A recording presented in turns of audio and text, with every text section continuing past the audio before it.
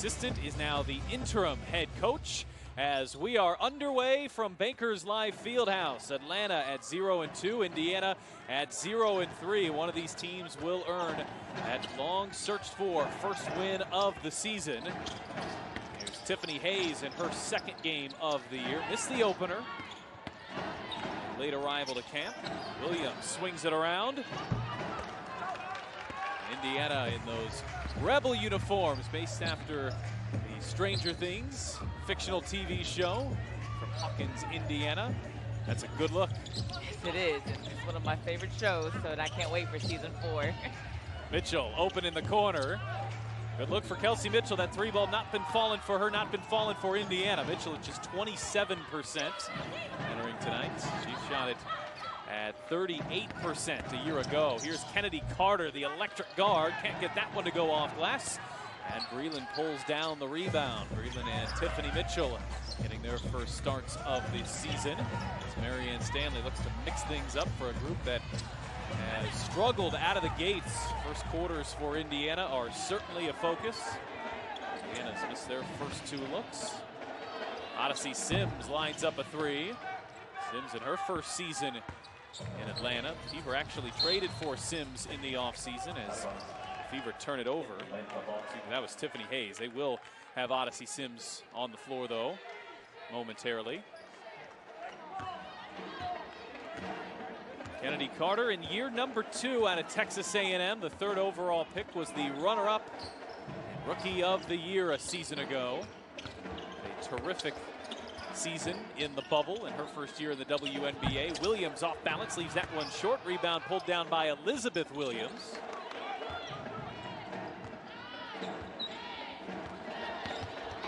Carter step back on Breland. Tough look, and Carter gets it to go.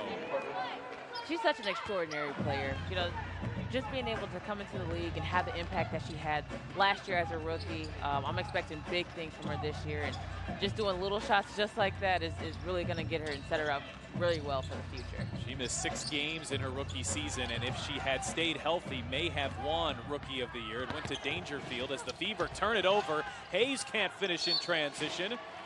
A sloppy start for each of these teams early. Indiana's turned it over a couple of times. Atlanta is 1 for 6 from the floor. Indiana looking inside for Tierra McCowan. She's garnering a lot of attention here in year number 3 as Robinson can't get that bank shot to go. They'll say McCowan touched that last. I think it's always smart just being able to use our big girls, especially early, whether that be inside out looks or even with that pass, a nice little over-the-head pass and an easy 2 points. McCowan frustrated a bit in her last couple of games as teams have sent more help her direction. She feels like she's getting bumped down there in the post and not getting the whistle as Mitchell's pull-up 3 won't fall. And Marianne Stanley said she is so strong that she takes a pounding down there and you don't really see it because her base is so strong that McCowan doesn't really move. Oh, she's extremely strong.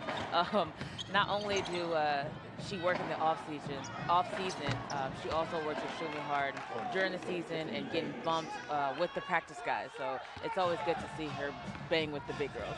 Tiffany Hayes knocks down a corner 3, and Atlanta out to an early 5-0 start. Times McCowan admitted that's had her frustrated. She feels like she has to sell things for her to get the whistle. Breland works it around to Robinson, an open 3. Robinson leaves it short. There's McCowan battling underneath. Loose ball to Breland. Breland had it blocked. Nice play by Hawkins. And there Williams saves it off of Breland. What have you seen from Indiana here early on, struggling to get good looks? A lot of good open shots and a lot of battling underneath. Things just aren't falling, but I think they are playing with a lot of confidence. They shoot the ball with confidence, letting it fly with confidence, and I think that confidence will pay off. Fever are 0 of 6 from the floor here in the early going. Carter steps into a deep 2, and you don't want her to get going early. Her nickname is Hollywood for the bright lights. She can certainly light up that scoreboard. Kennedy Carter with an early 4 points for Atlanta. They love to play this aggressive defense. They lead the league in steals as the Fever inside to McCowan. Good position, she'll lay it in. Great position. She established early made sure that she had enough room to do her thing down there. Oh, Carter got right by Mitchell and to the rim. And Kennedy Carter has 6 points in the first 4 minutes as Mitchell looks to respond. She draws the foul and count it. That transition offense is going to be huge, not just for this game, but I think all through the season. Unfortunately, they were able to give up a tough layup, but they pushed it right back and got down there and got the M1. This is something you'd love to see if you're Marianne Stanley, pushing the pace and getting a transition bucket off a made basket on the other end. Not easy to do. Not at all. And I know that's something that they practice, even though they don't want the easy buckets to go in. It's all about how you're going to respond. Kelsey Mitchell converts the three-point play. Mitchell averaging 16 points per game in her first 3. Indiana missed their first 6 shots, have hit their last 2. Courtney Williams, the hesitation, lofts it up there, contested by Breland. Indiana comes down with the rebound. Mitchell not afraid to attack the odd man rush. Mitchell off the screen, pulls up and connects. I think she gets better and better every single year. This is definitely something that I want to see her kind of excel in, just that pull-up jumper, and just being more consistent, not being able to settle for the 3, but just doing the little things I think is huge for Kelsey Mitchell. That pull-up jumper is Courtney Williams' game. She is a master of the mid-range. Williams in her 6th season, 2nd in Atlanta out of South Florida. Prized offseason acquisition back in 2020. Shot clock down to 7. Oh, Robinson, the crossover and the finish. A secondary move is something that we learn at a very young age. And just being able to be as explosive, that's hard to guard. Fever really missing the presence of Julie Alamon. That said, D-Rob has stepped in and I think played terrifically, given a veteran presence. Such a weapon on the defensive end. You see her go under that Williams screen. She knows the game plan. And timeout taken by Marianne Stanley. The Fever fell down 7-0, but they've scored 9 of the last 13.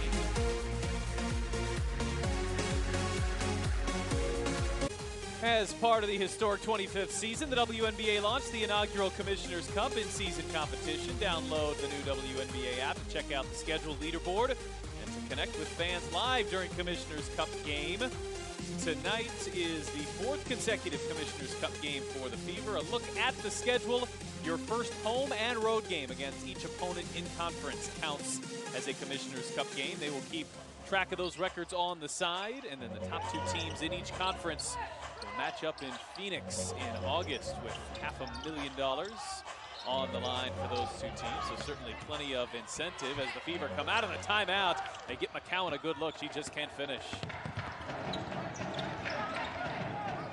Tiffany Hayes, who opted out of that 2020 bubble season. She's still finding her rhythm, her momentum as Carter off the screen. Elizabeth Williams had it blocked by McCowan. McCowan's such a force on the glass, on the defensive end too. She's a rim protector, 4th in the WNBA in blocks entering tonight. Making life hard for Elizabeth Williams. That's a big-time block. I know with Elizabeth and the great block that she is, it's good to see Tierra giving her a little bit of taste of her own medicine. Fever getting called for a reach-in on the drive for Tiffany Hayes. This is year 9 for Hayes. Out of Connecticut. Struggled a bit in her debut, just 1 of 10 in Atlanta's loss to Chicago on Wednesday. The Dream fell way down by 23 points, cut that deficit to 1 with under 4 to play. As the Fever will sub Tierra McCowan out, and we get our second look at Bernadette Hattar, who made her WNBA debut on Wednesday in Connecticut. Williams, contested pull-up, it rattles out. Nice effort by Monique Billings, who's just checked in.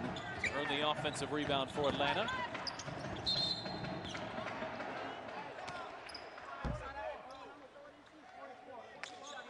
I see a lot of potential in Hattar and what she's able to do. She's a great energy, spark off the bench. She gets in there, she does her job, and she does it very, very well.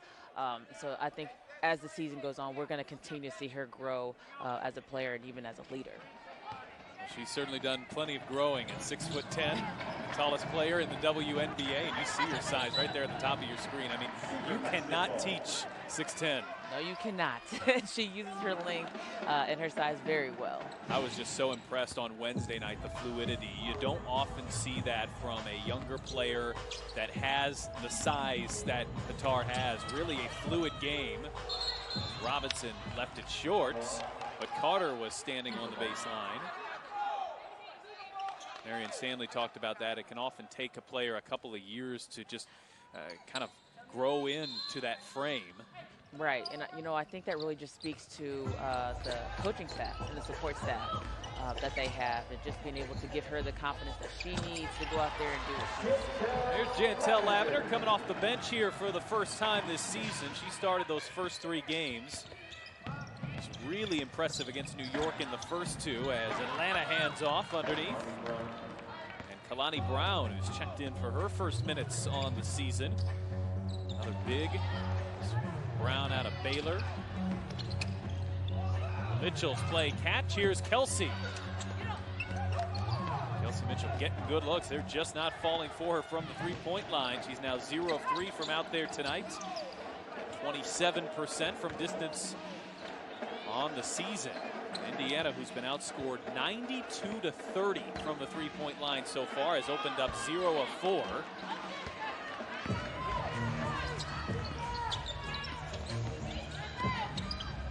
Mitchell has played the full first quarter here. And Tiffany Mitchell on a pull-up. That's her first score. That's a good-looking shot. You know, it's so hard to be able to do that in such a great rhythm on top of with somebody in your face, contested, and she just had that confidence to knock it down. Carter putting on the move, slips it inside. There's Billings on the shot fake, and Hattar to deny her. Now Mitchell running the floor. Mitchell looking for Hattar. Bernadette just couldn't handle it there. You see her give the sign to the bench. Yeah, it looked like, you know, she was, after the block, she started running the floor really hard, and then she kind of slowed up a little bit to give Mitchell a little space, thinking maybe she was going to go rebound or whatever, but it looked really, really good from the block and then go straight to your defense. Hattar, by the way, has plenty of family watching us over in Hungary, so we want to wish all of them hello. I know you were right along that Hungarian border for nearly an entire calendar year over in Romania. I was about 30 minutes from the border, so I was actually able to fly out of Hungary and see their airport. So very nice, very clean, very efficient. Been to Budapest before. It's a fantastic city. Bernadette is a Hungarian national team player. Has been since 2015. She goes by Betty to her teammates. Nice first rotation there for Hattar. Under a minute left here in the first. Mitchell will try another 3.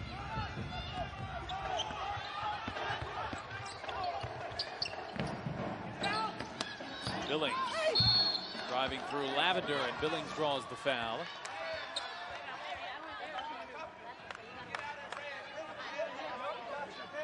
Joining Billings in year number 4 out of UCLA. Led to the foul line. You see the contact there called on Lavender. It's a very good use of her body there.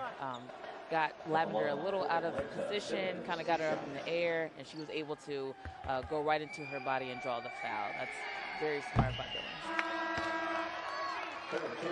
Billings had 3 points, 8 rebounds on Wednesday in that loss to Chicago.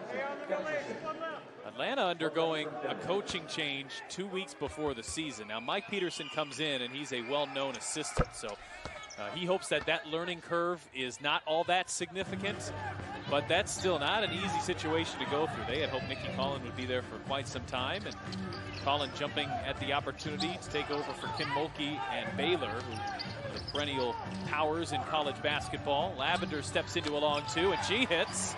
Lavender have in that outside game working here early on, but still not easy to change your head coach a week and a half before the season.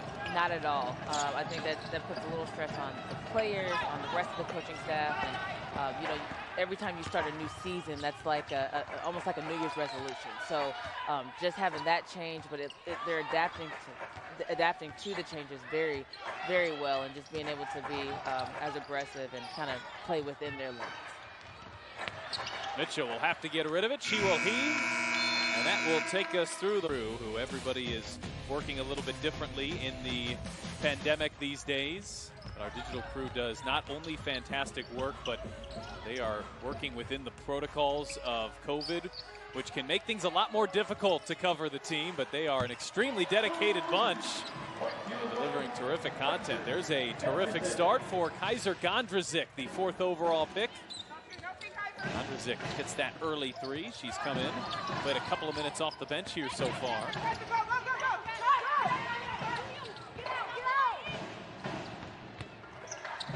And I just want to touch on everybody that's been behind the scenes and helping with through these COVID times, COVID year. It's extremely hard already as it is, and you know, all the support staff that go into helping have been doing a fantastic job just to make sure our league is still going. So kudos to them.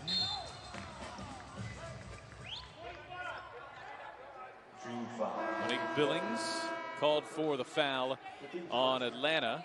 We are even at 18 early in the second quarter from Bankers Live Fieldhouse.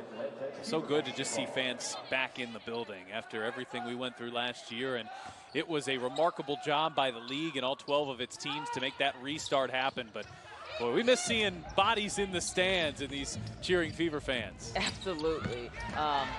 It's such a big difference, and I didn't really realize that because we didn't have fans overseas either. And as the year went on, it's like, okay, what's going to get me through? It's not the fans, so I guess it has to be the teammates. So I know they're excited that the fans are back. They've missed them. Crystal Bradford checking in for Atlanta. She's a great story out of Central Michigan. A draft pick in 2015, has not played since the 2015 season as McCowan trying to extend her range there. Crystal out of Central Michigan. She spent some time in Indiana in the 2019 training camp that you were a part of. You got to know her a little bit. Yes, I did. And we actually were able to play in Israel together as well the year before that. And, you know, who she is as a player and as a person just really go hand in hand. You know, she's dedicated. She plays with a lot of heart. She cares. And I remember her telling me that this was one of her dreams to be in the WNBA and continue a healthy career. So it's really good and happy to see her out there. An offensive foul called on Indiana. Tiara McCowan. The Fever turned it over here for the 4th time this evening. Bradford went over 2,000 days between buckets in the WNBA, but that perseverance has paid off. There's Tiffany Hayes. That step-through move is her signature move, and she's starting to find her rhythm here in game number 2 after not playing in that 2020 WNBA restart. Yeah, you put Tiffany around the basket. That's a high percentage. She's going to either draw the foul or get the bucket, and she uses her body so well. Length of the floor pass. A brilliant find to Billings on the other end for Atlanta, and the Dream have gone back up 1. There was Bradford showing off that multi-sport arm of hers. All around athlete. She's so talented. You see here, this is what the Dream want to do. They want to hound you in the backcourts. There's Ari McDonald, rookie out of Arizona, forcing the jump ball.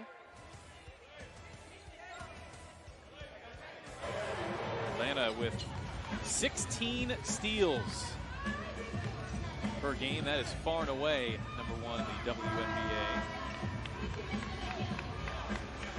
So Gondrazik will tip things up with Tiffany Hayes on the jump ball.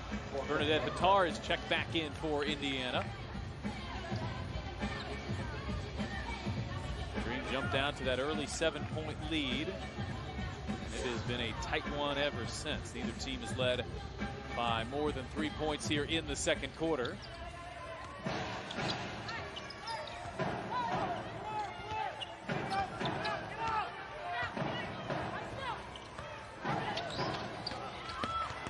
Hayes driving on Gondrzik, met there by Victoria Vivians. Whenever she gets the ball, she's going to look to attack that basket and attack it hard. The Fever just had to do a better job communicating. As you can see, it's a little hesitation, and that's all that Hayes needed to make the right play. Hayes will go back to the line. Tiffany Hayes, a career 80% free throw shooter. An all-star in 2017. Was 6th in the MVP voting in 2018. Probably her best season. That was when Atlanta finished 2nd in the WNBA with a 23-11 record. They have struggled since. 7-15 last year, 8-26 the year before that. That's how they have selected Kennedy Carter and Ari McDonald.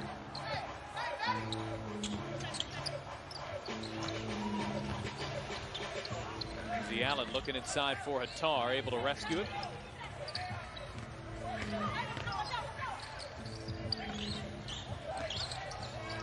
Allen to Gondrzik in the corner. Shot fakes, Gondrzik steps in and knocks it down.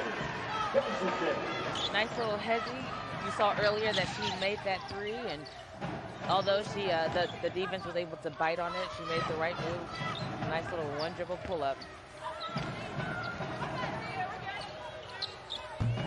Corner three will not fall for the Dream, who have opened up 1 for 6 from the three-point line. That was Bradford. Back inside, Hattar lays it in. Post to post, you know, that's something that you want to establish earlier. I did talk about the chemistry and just little things like that. I think establish trust within the post and the guards both. Hayes called for steps, picked up her pivot foot. Netta Graham, your officials Michael Price, Tim Green, and Graham this evening. Everybody clap your hands. Lindsay Allen in her first year for the Indiana Fever. 4th season as a pro out of Notre Dame. Indiana going with this all-bench lineup on the floor. The Fever have taken a 1-point lead midway through the second from Bankers Life Fieldhouse. And the Blue Cross and Blue Shield and the Indiana Fever are giving it our all to build healthy communities for all. You can visit anthem.com/fever to learn more. It's a 1-point lead for the Indiana Fever.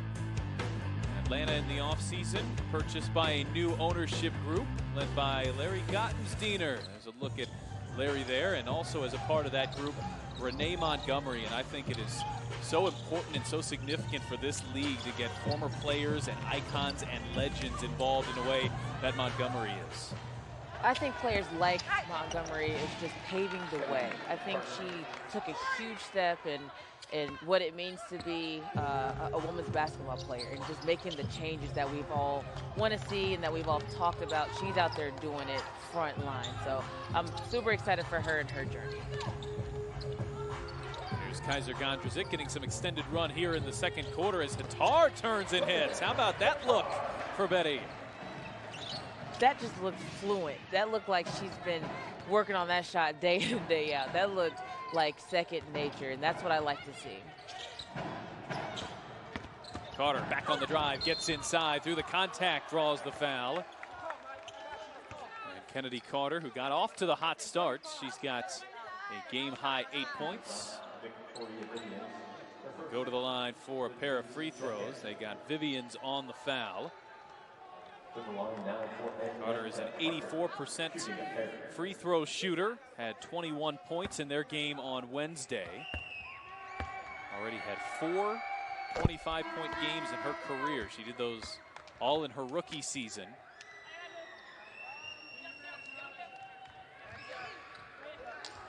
As Indiana will sub Kelsey Mitchell back in. The Fever going with a new starting lineup for the first time this year. Included Tiffany Mitchell and Jessica Breland.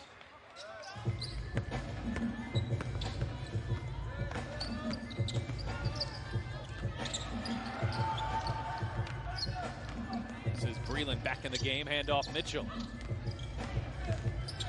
Mitchell surrounded. She's got a double team. And the Fever will turn it over on a backcourt violation. This is what Atlanta does best, forcing the turnover. So look in on Marianne Stanley and the coaching staff. That's Steve Smith to her right. Jared Simpson, Vicky Hall, part of that group this year. Hillary Spears was back there as well, director of basketball operations, as Hawkins lines up a straightaway three. Vivians pulls down the rebound for Indiana.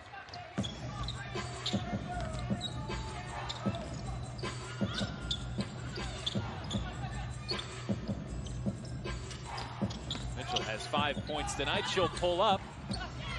Breland on the putback.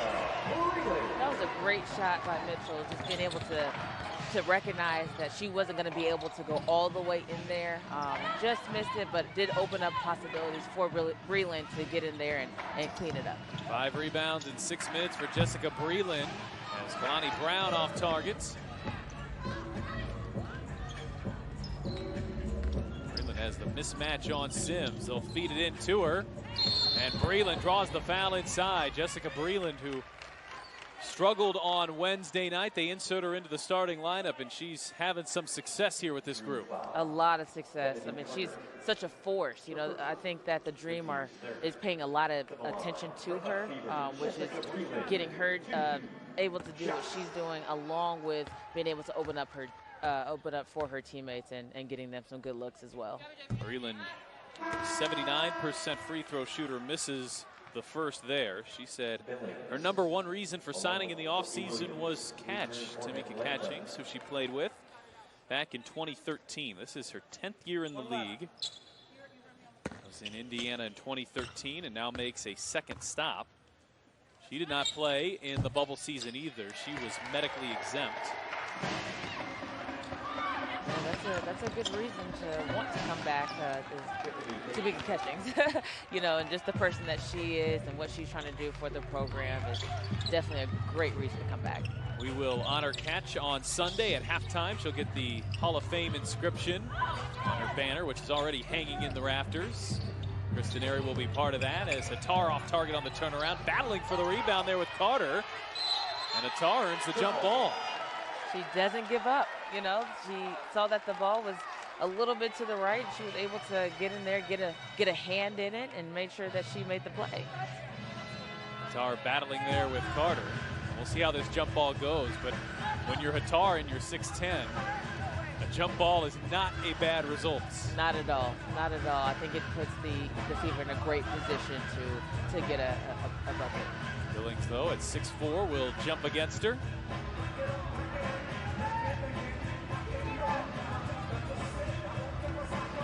Fever have had 9 different players score already, but no one with more than 5 points. It's been a ton of balance as Hattar won the tip, but there to get in front of it was Williams, and it's Carter laying it in.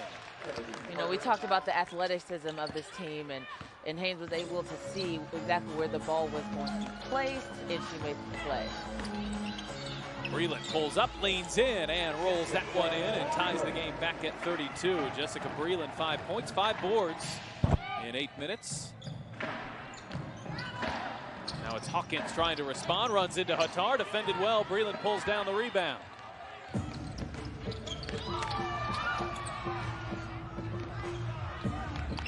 Coaching staff there wanted Mitchell to pull up and take that shot. Vivians called for steps. She'll turn it over. The two teams are even at 32 apiece as we close in at halftime from the Fieldhouse. Last weekend, Fever General Manager Tamika Catchings was inducted into the Naismith Memorial Basketball Hall of Fame. Join us as we celebrate with the unveiling of her Hall of Fame banner when the Fever host the Mystics Sunday, May 23rd. The time 1 o'clock. Visit feverbasketball.com/tickets for more information. There is Tamika, who was being enshrined last weekend on Saturday. You know, she missed the opportunity to get to be with her team, even in such a special moment like that was, but Pacer Sports and Entertainment had plenty of support with her in Connecticut She got the ultimate honor for a basketball player. And there was no doubt that that day was eventually coming, but nonetheless really special to watch it happen. And I found her speech to just be incredibly moving, especially that early portion where she talked about her hearing disability, her speech impediment, and how she was able to overcome those obstacles. And now she's in charge of leading this Fever group and the roster on the floor. I don't think there is another person more deserving than the accolades that she has racked up. She's not only a great player, but an even better person, if that's even possible. You know, she is just doing it for the community, for her family. I'm so glad to just be a part of something so small in her life, but just kind of being there to watch it happen. I always say I'm not a huge fan of that great player, better person cliche, but with Tamika, it truly fits. As great of a player as she was and still is, by the way. Did you see her hit that half-court shot today? Yes, I did. It was insane. She still got it. She stepped right up there, not even in basketball gear, and hit a half-court shot. But Tamika is truly one of the remarkable people, just as genuine as a person as you will meet. And a major congratulations to her, and can't wait to celebrate it on Sunday as Indiana turns it over. Neither team is led by more than 3 here in the quarter. Both teams, they're trying to find their rhythm a little bit. Courtney Williams has 2. Bradford, she rattles in a 3.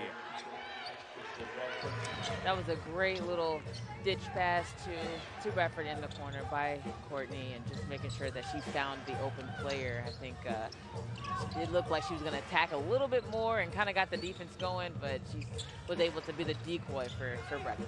Mitchell stays cold from the perimeter. We'll stay with Indiana here. Mitchell now 0 of 5 from the three-point line. This is going to come around for the Fever, but it's frustrating to watch it in the midst of it. Indiana shooting just 19% as a team entering tonight. They are 22% from beyond the arc tonight. Hattar called for traveling, and that's already 10 turnovers on the Fever here in the first half.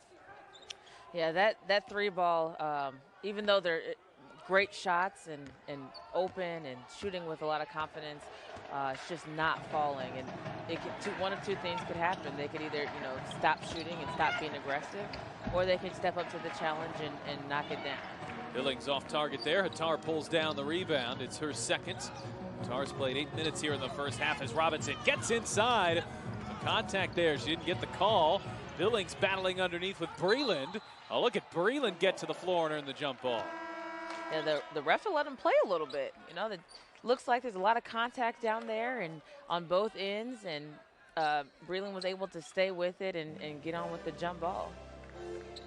Atlanta been called for just 4 fouls here in 19 minutes of action so far. Indiana has been whistled for 8. We saw Indiana win the tip last time, but Hayes was able to blitz in and take it from the Fever. Be strategical here about how you tip it.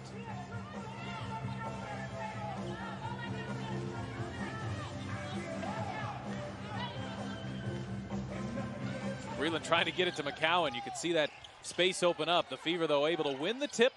Final minutes here of the first half. A low-scoring first half from the Fieldhouse. Breland backing in over that left shoulder. Had it blocked. Breland puts it back up and hits. So the composure of Jessica Breland. Yeah, she's just doing a little bit of everything. She's one of those players that coaches love to have on their team. Well, the Fever are glad to have her in her second stint in Indiana. And this might be her best performance of the season. 7 points, 8 rebounds. She's done that in 10 minutes. And rewarding Marianne Stanley for that decision to put her in the starting lineup here to start this one. And Breland, that's what 10 years of experience in the WNBA will do. Shot clock winding down, ball loose on the floor. Cool, calm, composed. Breland able to hit that shot. It seems like both teams, Bria, still searching for that rhythm, that momentum in the first half. The Fever got into that early 7-0 hole, did a nice job to climb out of it, and since then we've seen a close game through these first couple quarters. Yeah, I think both teams are just still trying to find their rhythm. Still really early in the season, but just being able to play through that and play through that adversity. I think that's really what separates the good from the great. When they can't get the shots that usually fall, or usually one or two steps behind defense, I think that's how they're really going to start to be able to rise up to the occasion. Well, we talked about Indiana looking for improved perimeter shooting. It hasn't happened yet, just 2 of 8 from the three-point line, but they've held Atlanta to 2 of 8 shooting from distance as well. So where the Fever were really harmed by the perimeter in those first 3 games, Indiana outscored 92-30 from beyond the arc in those first 3. Each team has hit just 2 of them here in the first half. This is an Atlanta team that's not afraid to let it fly either, although they've struggled at 24% from beyond the arc in their early portion of their season. You know, Williams not afraid to let it go, and Williams right on cue hits a 3. That was right in rhythm. I think she knew that ball was going up before she even got it. So that's really what is going to be able to help the Dream pull away. You talk about that type of player that just has so much confidence that they don't care if you put 3 players on them. They believe they're going to hit that shot. Example 1A, Courtney Williams. Yeah, I think she actually airballed her first 3 that she put up, but just being able to find that rhythm to come right back and shoot it with confidence is a great character trait to have in a player. Breland off target with that jump shot. She's 3 of 7 from the floor. Quiet half for Tierra McCowan. 11 minutes, 2 points, 1 rebound. See teams really zero in on McCowan after that masterful opening night in New York. About a second between the clocks. Hayes goes to work, gets inside, and draws the foul. Just see that quick first step from Tiffany Hayes. It's what's made her an all-star in this league.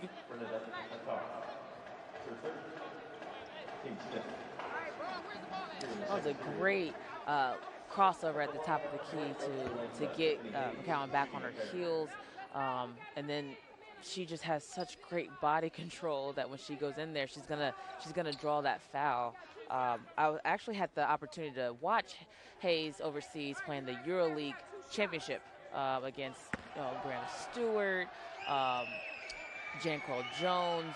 There was Stat Quigley. It was a lot of great players that she played against, and I know she made first team over there.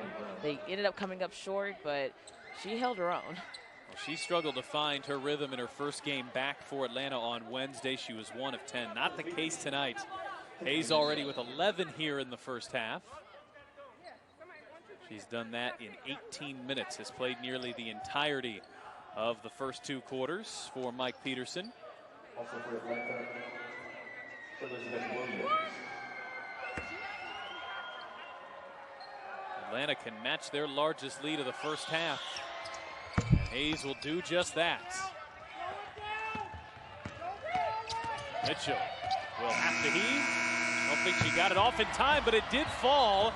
They'll need order of action from Bankers Life Fieldhouse. The Fever will return here on Sunday as well to take on Washington for the first of 2 straight.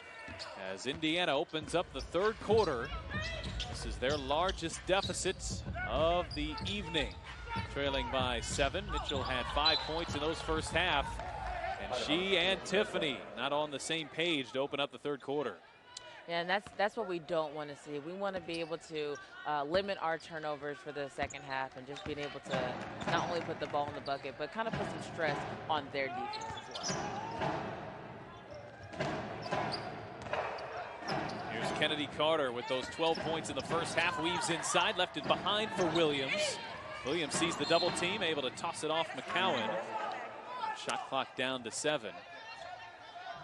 The Fever are just a different team when they can get Big T established on both ends. She's had a nice defensive first half, but just 3 shots, 2 points, 1 rebound.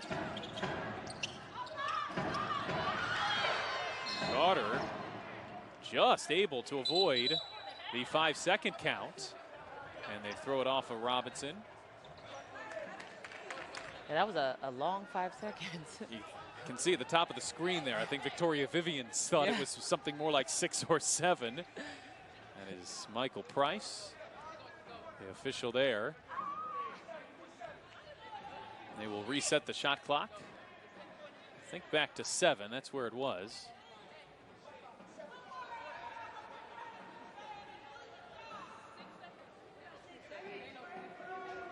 Marianne Stanley arguing her case on the sideline for that 5-second call as well.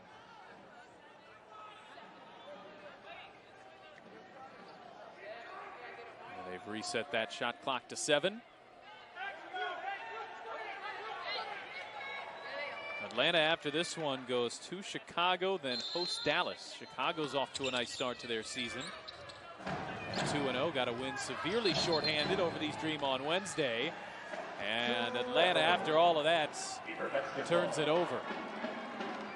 34 points in the first half for a Fever team that is 8th in offense. They're averaging 73 points per game. They'd like to see that number even higher.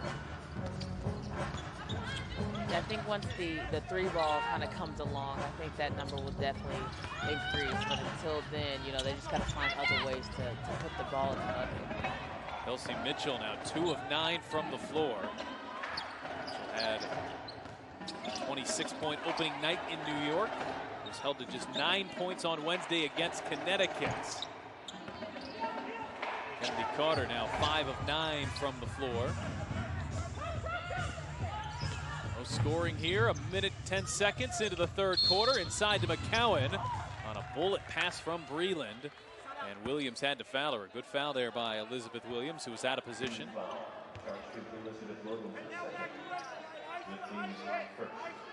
Fever ball.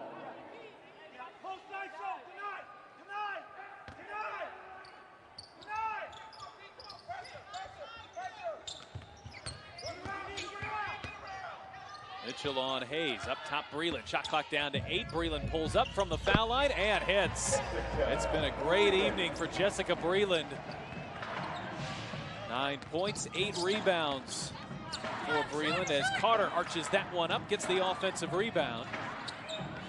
Carter goes right back around Robinson, left the layup short, and touched that one last. Carter is so explosive. See a few moments every game where you just kind of drop your jaw. I mean, you're talking Danielle Robinson, who is one of the premier perimeter defenders. Got right around her there, just left the layup short. And not only her speed, but her ability to really get up off the ground is just insane. You know, she's not that tall, and she's able to get in there and at least get a hand on the ball or come up with a rebound. Fever with the first 4 points of the third quarter have trimmed that Atlanta lead back to 1 possession. Anna Hawkins playing 11 minutes in the first half. Here's Hawkins. Hayes pulls down the rebound. She can't finish. And then runs into Breland. A collision there as Hayes hits the floor. Tiffany Hayes. See Mitchell battling for it underneath with Hayes. Atlanta's had a couple of good looks here in the third quarter. Haven't gotten that shot to fall. Fever have held the Dream to just 38% shooting. Indiana at 46% from the floor. Those turnovers really killing the Fever as that backdoor cuts. Good find to Robinson. And it's Breland. I mean, she's just coming up with all the great plays, being able to find her. It was a great finish, but just from a post perspective, not a lot of posts can make those hard passes. So. Now Indiana can take the lead as Mitchell with the Euro step. And there to meet her was Williams. Oh, an impressive display of athleticism by Williams to get back. And Mitchell, who looked home free, instead had Williams swat that one away. McCowan with her second block on that previous possession. And Mitchell is fouled by Hayes. That is Hayes' third. It's already the third foul on Atlanta here in the third quarter. You talked about it. They were not called for many fouls in the first half. Atlanta just 4 in the first half. They've been charged for 3 here in the third quarter alone. Yeah, under 3 minutes. You know, that's definitely going to be able to work out in the Fever's favor if they continue to keep being aggressive. Robinson gets inside and blocked from behind. This time it's Hawkins. Atlanta doing a nice job of recovering on the defensive end. And we really see the athleticism of this dream team. You know, even though they might have gotten beat on the drive, you always have the help and the athleticism to get up and contest a shot. Terry McCowan draws the 4th foul on Atlanta in 3 minutes and 1 second. So they have matched the total fouls called against them in the first 20 minutes. Here in just over 3 minutes of third quarter action. And now if you're the Fever, you want to stay aggressive, you continue to attack, try to get yourselves into the penalty and shooting free throws here in the third quarter. And that's number 4 for Tiffany. And so we won't be seeing her for a while. And I'm kind of curious to see what kind of effect that'll have, not only on the team now, but when she re-enters the game. Mitchell hits that step back, and Indiana with an 8-0 burst to start the third quarter. Terrific first 3 minutes from Marianne Stanley's group out of the halftime huddle. Sims spinning on Mitchell, floats it up. That's an air ball. Williams there to pull it down. Shot clock down to 4. Courtney Williams rattles in a 3. Big shot there for Courtney Williams. It's her second from the perimeter. Stops the bleeding for Atlanta. Mitchell trying to turn the corner. Williams there to meet her. Robinson steps into a 3 and connects.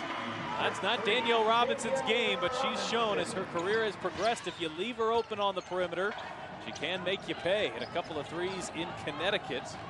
Robinson's now hit 3 on the season. Danielle Robinson didn't hit her first 3-point shot until year 7 in the WNBA. Had made 18 in her career entering this season. And Robinson now 3 of 7 from the 3-point line. Especially as she replaces Julie Alamon, who's a terrific 3-point shooter. Have to be able to hit that open shot enough to make them honest. Sims, that 3 rattles out.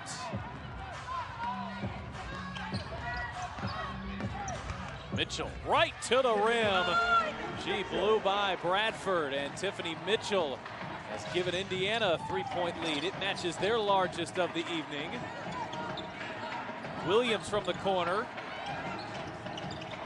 Robinson battling for it. And Robinson touched it last.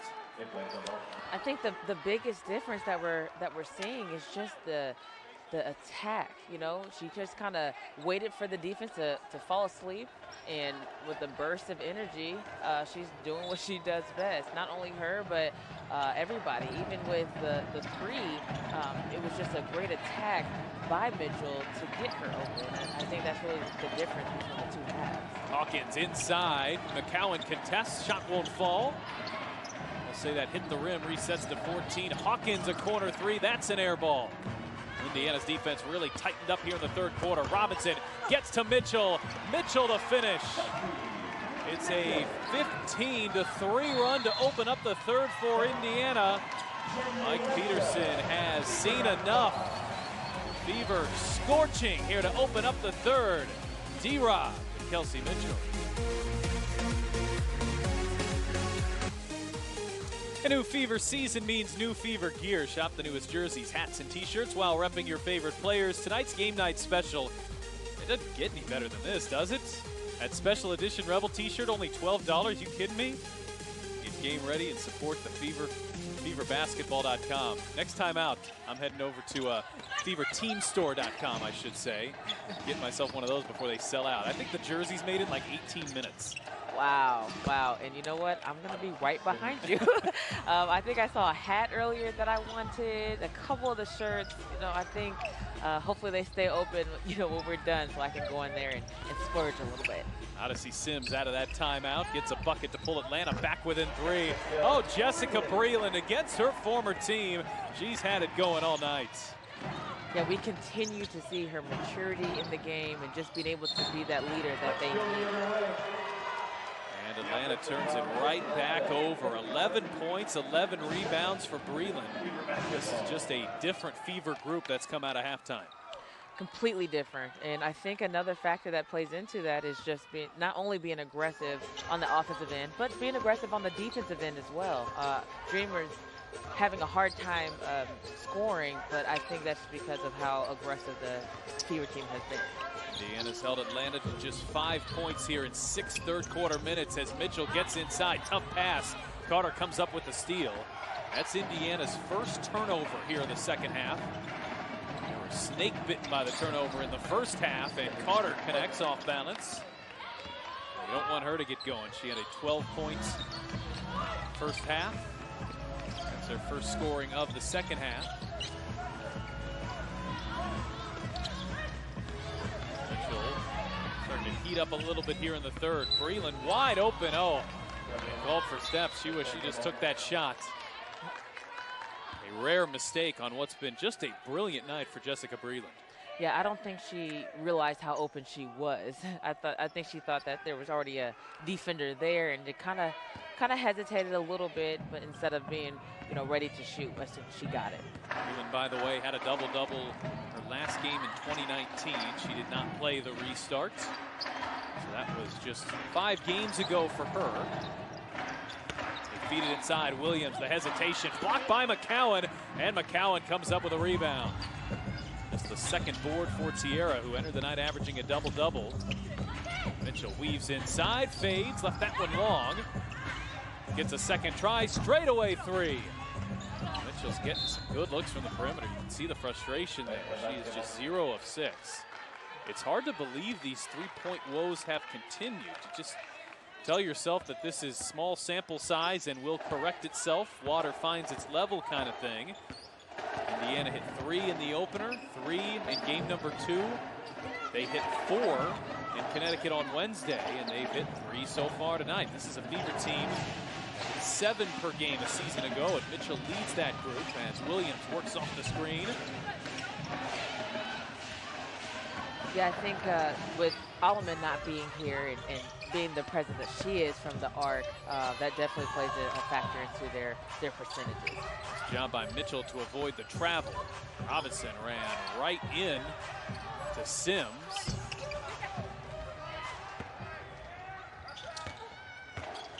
Indiana's outscored Atlanta 17-7 here in the third as Sims can't get that shot to go.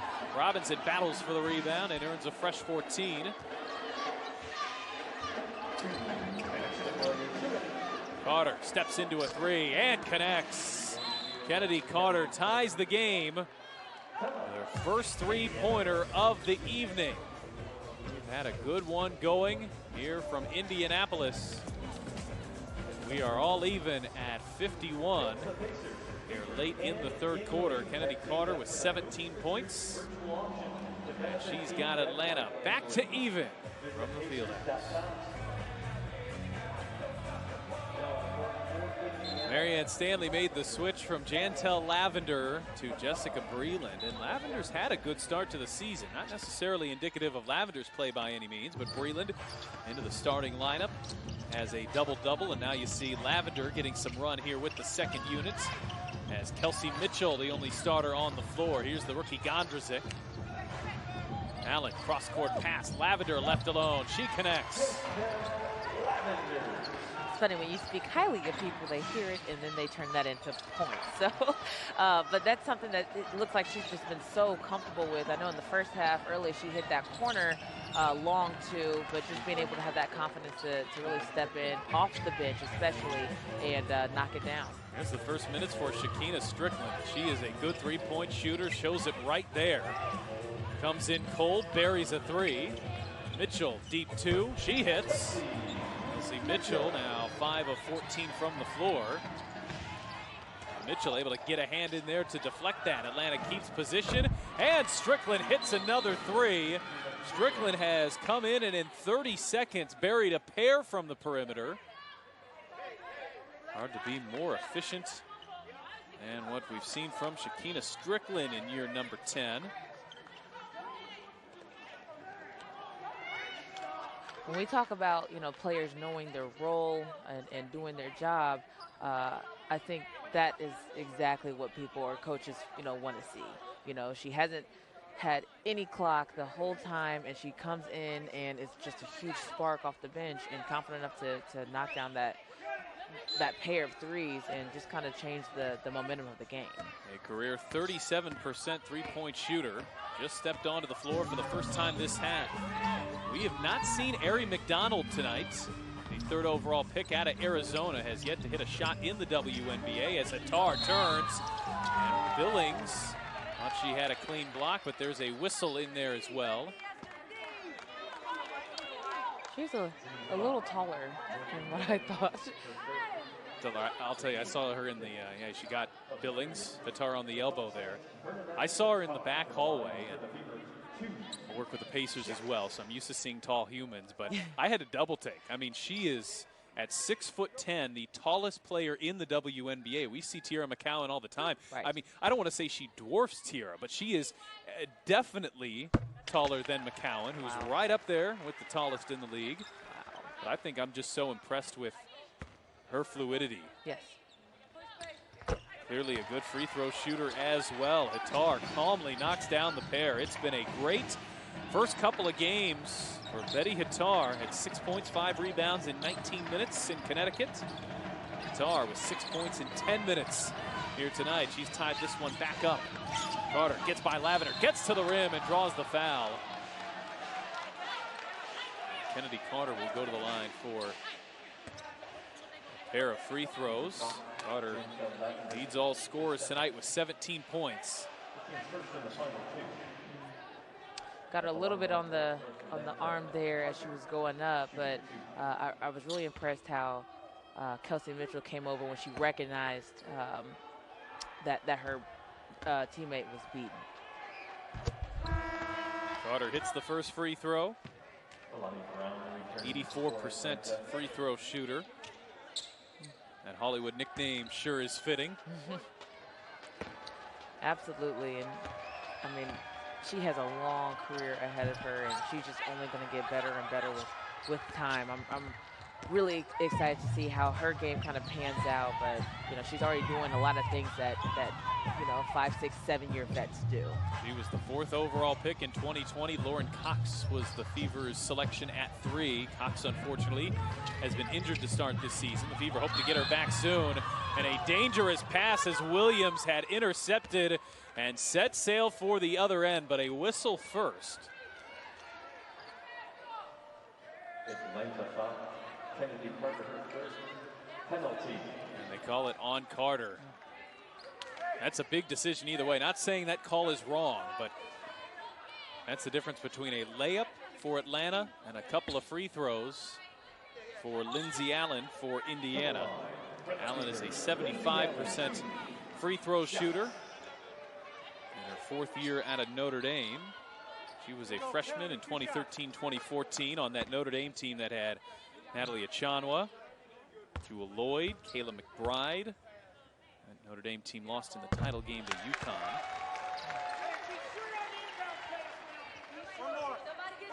That would have been during your college playing career, right? Yep. We played Notre Dame my freshman year, so she wasn't there yet, but we played at Notre Dame with a sellout crowd. It was just a great atmosphere. Billings leaves that one short. We are even at 58 as we head to the 4th. Both of these teams looking for their first win. Whoever plays better down the stretch, gonna earn it. 53901 to donate to save lives by increasing awareness of breast cancer throughout education and providing free mammograms for those in need. It's always such an impactful night at the Fieldhouse, something we really missed getting to do in person last year, and we hope to have you on August 28th for it. That game will be at Indiana Farmers Coliseum as Kennedy Carter got by Lavender, and Carter puts Atlanta up by 2, her 20th point on the evening. Yeah, she recognizes those mismatches so well and so early to where it's hard for the Fever to really commit to that help. Lavender, backdoor pass. Mitchell able to grab it, just saves it to Gondrzik in the corner. Gondrzik hits a 3. This is the best we've seen the rookie look, fitting in game number 4 for number 4 and the 4th overall pick. Gondrzik puts Indiana back up by 1. Gondrzik has hit 2 of Indiana's 4 3-pointers.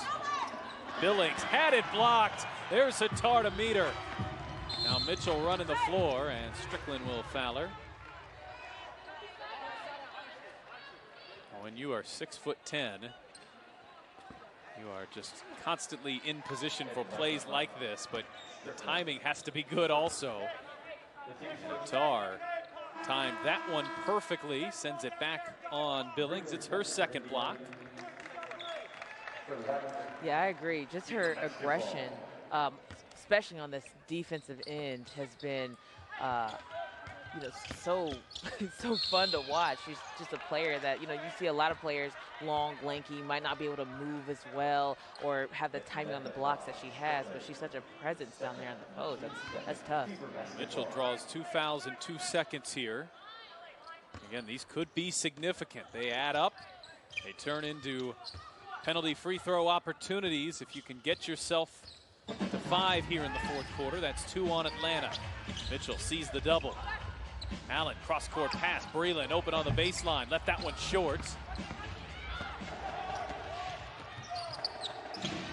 That's a good look by the Fever. I think that those are the type of plays that that you want to see them just kind of capitalize on.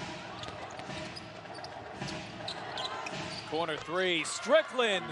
Give her another. And how about this start for Shekinah Strickland? Did not play in the first half. She's taken 3 shot attempts. They're all from distance, and she's made all 3 of them. That's her toughest look of the group. Allen can't get the answer. I mean, there wasn't much more, the Fever could do on that play. Strickland just came in and knew that one was going up before she got the ball and just saw it through. On a tight game like this, Strickland's really been the difference. 9 points in 3 minutes. And Atlanta, who was floundering a bit there in the third quarter, saw the Fever grow their lead up to 5. Strickland on the shot fake this time. Will defer to Carter. Pulls over Allen, and a blocking foul is the call on on Lindsay Allen as Carter draws it.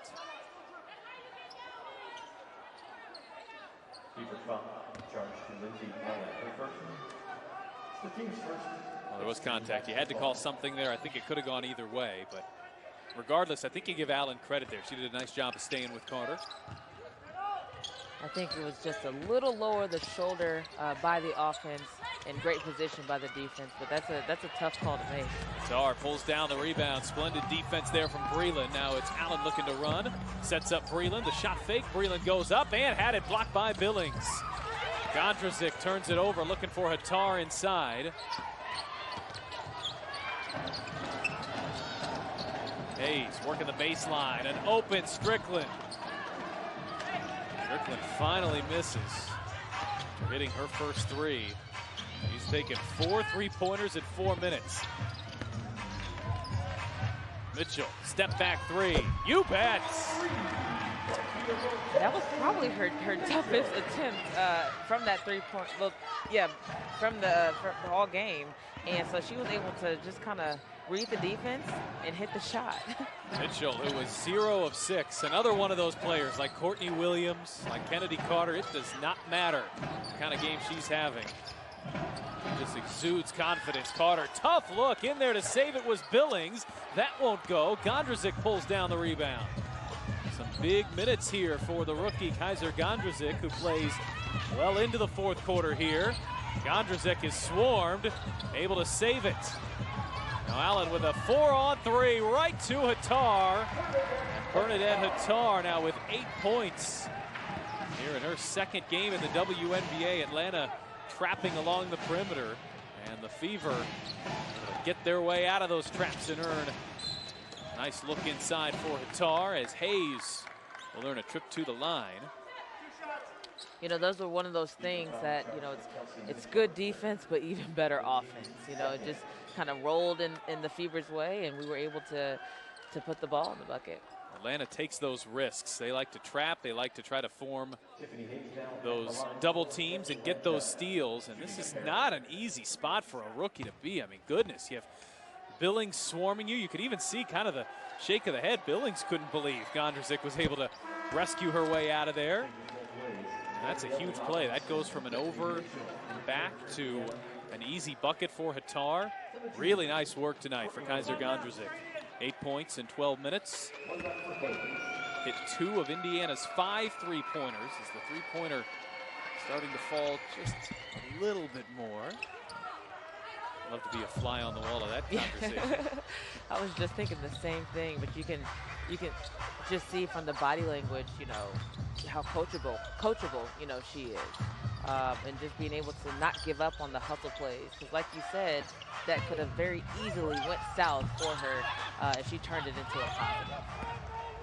Neither team has led by more than 7. This one has been extremely tightly contested from the opening tip. Williams cut off by Hattar. Mitchell stayed right with Hayes, nearly took it from her. And drawing the offensive foul is Danielle Robinson. 5:34 left to go in this one. The Fever looking to earn their first win. So too is Atlanta. See Mitchell starting to heat up here midway through the 4th from Bankers Life Fieldhouse.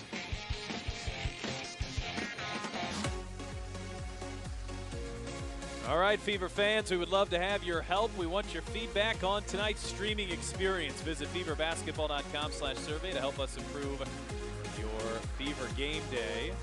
Give a shout out to Heath Shanahan, who is one of our many people behind the scenes who help this streaming experience work. Our digital crew as well. Zach Hughes, LB, Christina Glover, and Allison Barber, who has helped push for these games, home and road, to all be available to you via a streaming platform as Indiana turns it over out of the timeout.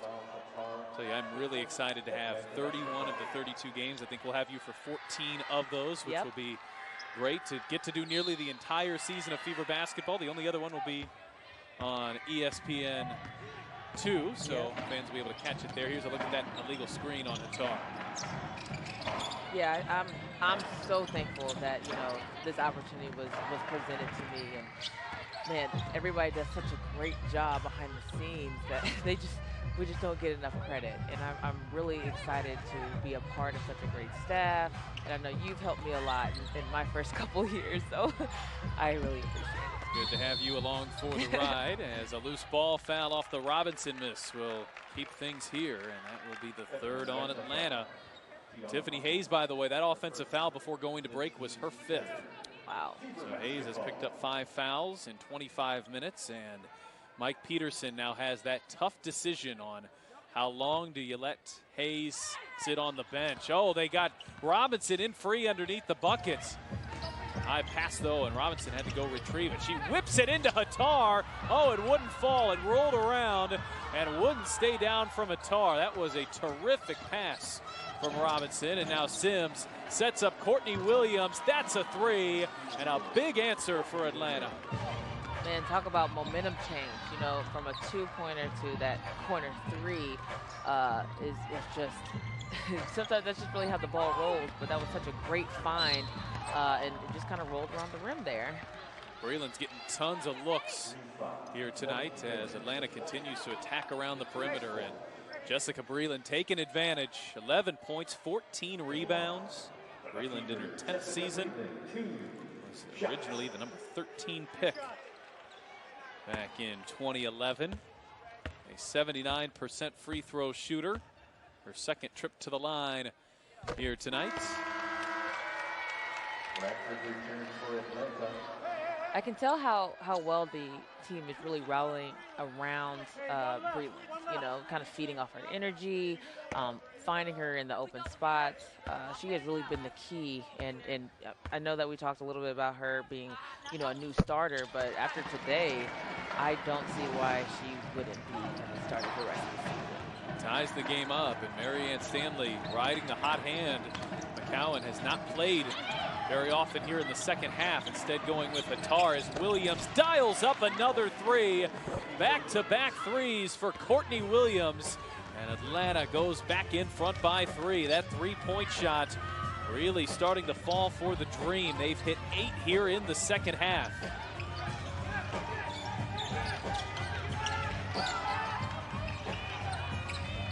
Tiffany Mitchell, shot clock down to 7. Sets up Kelsey. She will launch. Not a bad look there for Mitchell.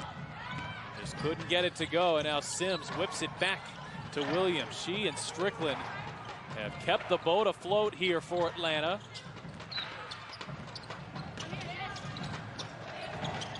Bradford, she will try a 3 and connect. And the 3-point shots for Atlanta has caught fire here in the second half. Mitchell gets inside, tough look, left it long. Hattar couldn't pull it down. Now Williams has the rebound. Williams running the floor, it's Bradford. And in the matter of moments, a tie game at 68 in 70 seconds. It's an 8-0 run for the Dream, sparked by Williams. Here's tonight's heart-pounding moment, courtesy of Ascension St. Vincent. Robinson to Breland, back to Robinson. Good vision there for Jessica Breland. 13 points, 14 rebounds, and that assist for Breland. Our Ascension St. Vincent heart-pounding moments. It's an 8-0 run in 70 seconds here for Atlanta. This game was tied at 68. The Dream have hit 5 shots here in the fourth quarter, 4 of them 3-pointers. Their first 4 shots they hit in the fourth were all from distance. Courtney Williams, Crystal Bradford. They get it right in to a cutting Breland. And that's a big bucket, a big answer that the Fever needed. And much, much needed. It seemed easy, and I'm really glad that the Dream was able to have a little hiccup in the defense, but those are the type of buckets that you need. Billings, though, with a response on the other end. How about Crystal Bradford, who had gone 5 seasons in the WNBA without playing, and now she's playing fourth quarter minutes and contributing as Mitchell gets inside and draws the foul. She puts her head down and attacks, and more often than not, good things happen. Mitchell has 14 points. And a tough evening for Mitchell from beyond the perimeter. 1 of 8 from out there.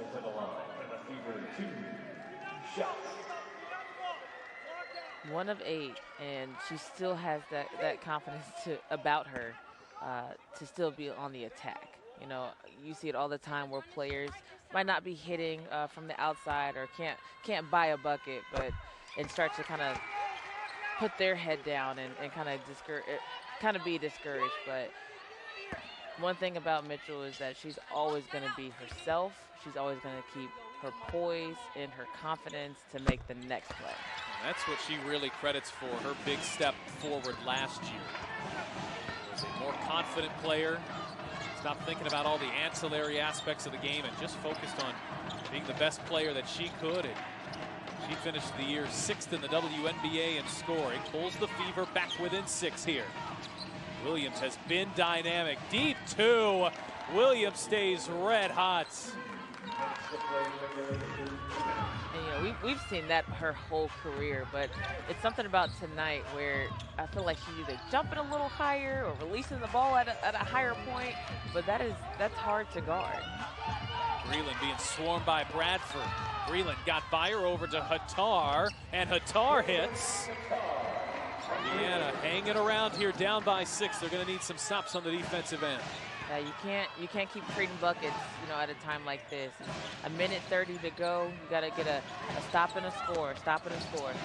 Bradford battling inside. Bradford left it short. There's Hattar to pull it down, and a foul on Atlanta. That's a big call, as the clock will stop, and we'll head to the other end of the floor. Whatever your expectations were for Betty Hattar, I think it's safe to say that she has exceeded them. I would agree. Just being able to watch her play and develop it's not an everyday thing where you get to see a post like her. And I know you mentioned earlier that her family was watching from overseas, and I know it's probably 3 going on 4 o'clock in the morning, but the support that she has and be able to have from being away from home, I think is huge to still be able to come out here and be able to perform. And how about the poise of Hattar? Hits that jump shot on the baseline on the previous possession. Calmly knocks down a couple of free throws. She has been in the United States all of about 3 weeks of her life. And is keeping the Fever in it here, giving them a chance in the final 70 seconds. Carter on the attack, right to the rim, and the burst from Kennedy Carter. It looked like Breland might have come away with an elbow. Marianne Stanley, you can see arguing her case that there perhaps should have been a whistle there. Ryan Newton is the trainer.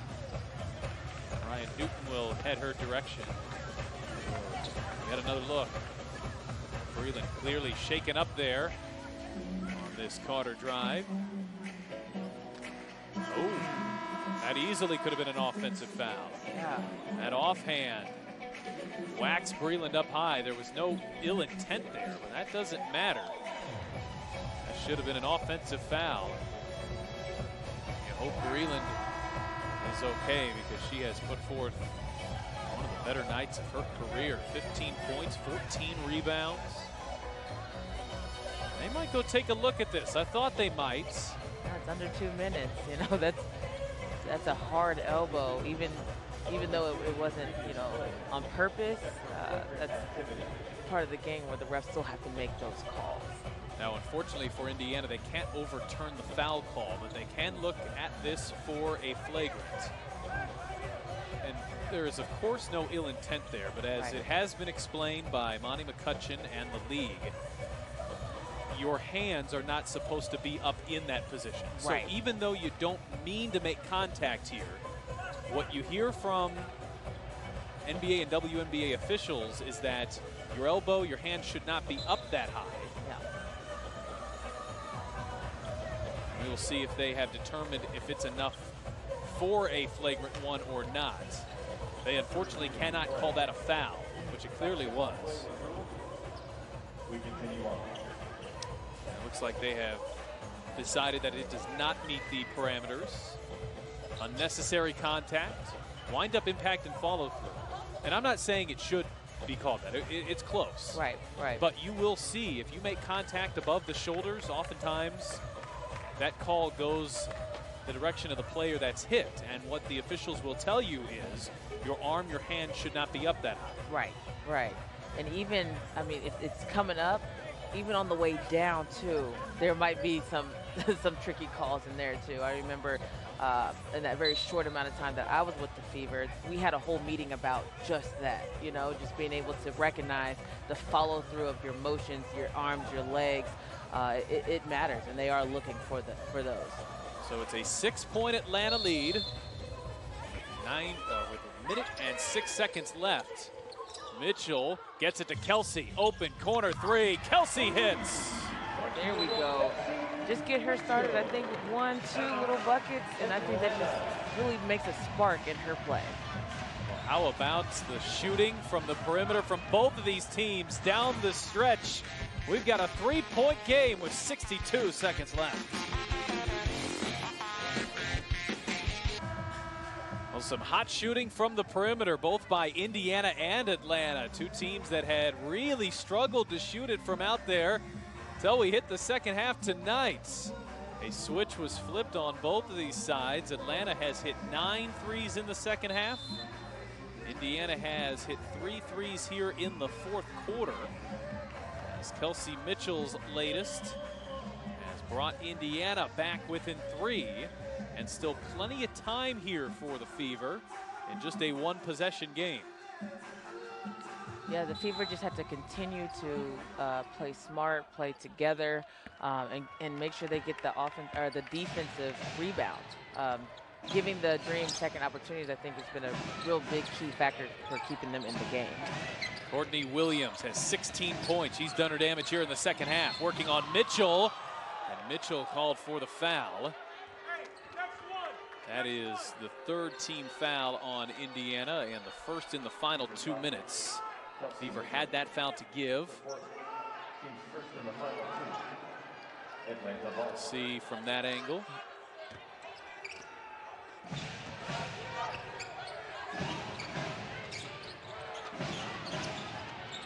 Mitchell on Williams. The matchup to watch.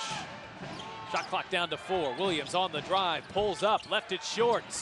Rebound right into the hands of Bradford, who couldn't finish, and Breland pulls it down for Indiana. Mitchell to Tiffany, corner 3, that won't fall. Breland the offensive rebound. Kelsey Mitchell falls to the floor, and Indiana gets a timeout just in the nick of time.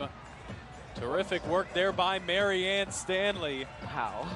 With Mitchell falling to the floor. Get that timeout and keep possession alive. It starts with that Breland offensive rebound. That is her 16th.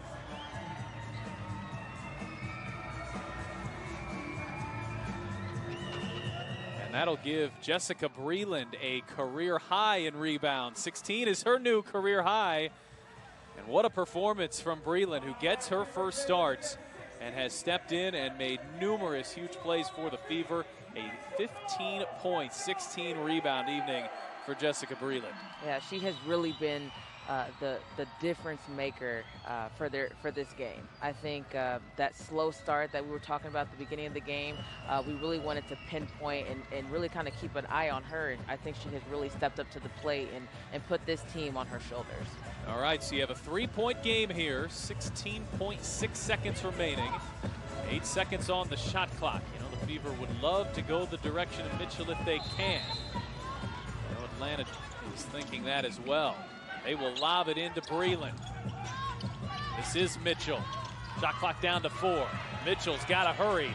Mitchell with 1. Mitchell will fire, and that is an air ball. And Atlanta's defense comes up with a huge stand as the Fever look the direction of Kelsey Mitchell. She couldn't find enough space to get a good look. So Atlanta will take a timeout, advance possession. With a 3-point lead, the Fever will need an immediate steal, or you have to think foul almost instantly. Absolutely. With 7 seconds left to go, if they don't, I think they should go ahead, press, be aggressive. But if you don't get that initial steal, definitely got a foul. Oh, and they put 8.8 back on the clock, so even more time to go ahead and make a play on the ball. There's Marianne Stanley. She's got a couple new assistants this year. Jared Simpson was part of the Pacers video staff a few years back, then with the Fort Wayne Mad Ants, Northern Arizona Suns. He's back here under the Pacers Sports and Entertainment umbrella. 8.8 seconds left to play. Carter will inbound with a 3-point lead. Get it in to Sims. Fever struggling to foul. They now will foul Carter. And Atlanta did that well. They ran almost half the time off. And Kennedy Carter is a career 84% free throw shooter. And one free throw here will put Atlanta up 2 possessions. Yeah, I think there was a little miscommunication on the initial inbound. You know, I think Fever were playing back a little bit too soft, especially in a time like this with 8.8 on the clock. You know, you really got to increase that pressure. Carter, 3 of 4 from the line tonight, and the door remains slightly ajar.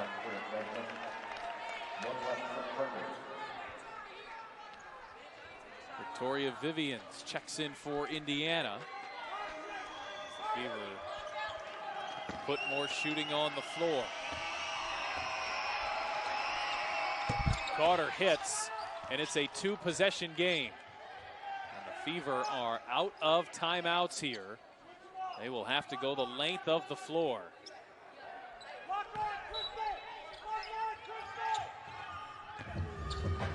Into Breland. And the Fever won't get a shot away as Atlanta closes this one strong behind some timely shots from Shekinah Strickland, Courtney Williams, and then Kennedy Carter able to seal the deal. And Atlanta earns their first win of the year with a 4-point win over the Fever. We will be back to wrap it up here from the Fieldhouse in a moment. Indiana Fever Basketball is brought to you by Ascension St. Vincent, listening to you, caring for you. And by Ortho Indy, official orthopedic provider of the Indiana Fever.